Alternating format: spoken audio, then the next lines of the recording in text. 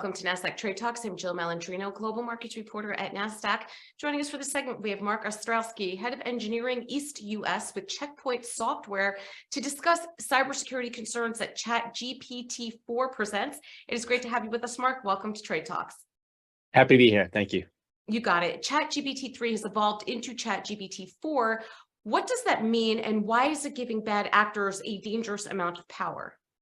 Yeah, for sure. It's a good question. I think what we've certainly discovered since November of last year is that ChatGPT has really opened the doors to a lot of different things, right? Some things that are for the positive, some things that we can discuss like today about, are these AI bot engines getting sophisticated enough where they can start to contribute to more cybercrime, right? And then the evolving nature of ChatGPT from 3 to version 4. The language is just getting better. It's getting more sophisticated to be able to fine-tune things to a higher level, which opens those doors to potentially threat actors leveraging it even more. What are some malicious use cases, and why do you think ChatGPT4 is accelerating cybercrime?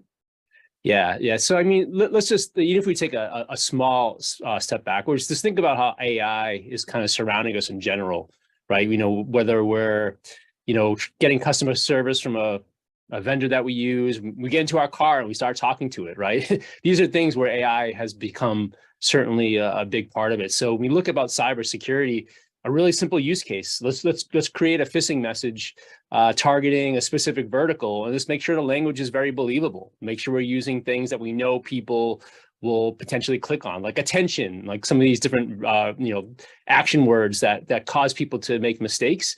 So this is an example where an AI engine that's trained to create these outcomes can be used, more efficiently, and therefore creating more cybercrime. If ChatGPT4 has safeguards built in, how come those restrictions can be easily disabled? Just like anything else, when you look at safeguards that are put in place, if threat actors or us as consumers leveraging this chat tool, we can identify keywords that the safeguards are using and putting in place, and then basically just changing our request to make it seem like it's more benign. And when we do that, then we can circumvent these safeguards, and like in the example I just mentioned, create these phishing templates and improve them to make them more believable, and basically just bypassing the safeguards that are put in place.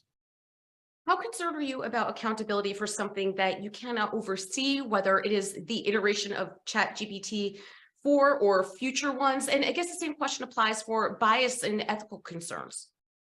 Yeah, I mean, these are all valid, I would definitely say valid concerns when you think about, specifically talking about cyber, right? This opens the door to more instances, better examples or better implementation of examples that could cause data exfiltration, or like I mentioned, using the tool to create something that gathers credentials that can be used to take over accounts.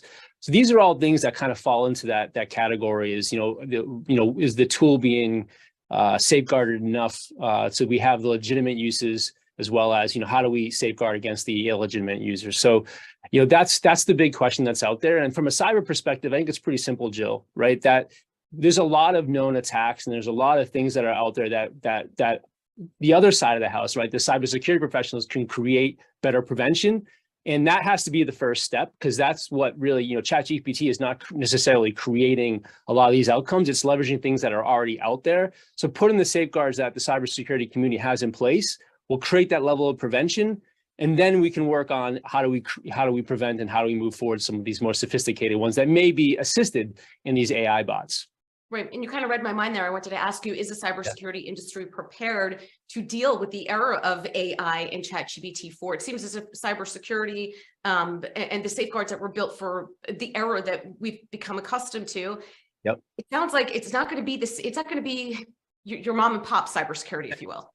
Yeah. No, it's a great observation. And when you think about cybersecurity, machine learning and artificial intelligence has been there for many years, right? If you think about it, think of the number of events that happen, threat intelligence and our threat cloud, even at Checkpoint, we're seeing billions of events and IOCs and URLs and all these different artifacts that create these preventative protections that we can put in place. So machine and learning and artificial intelligence are foundational in preventing all these things.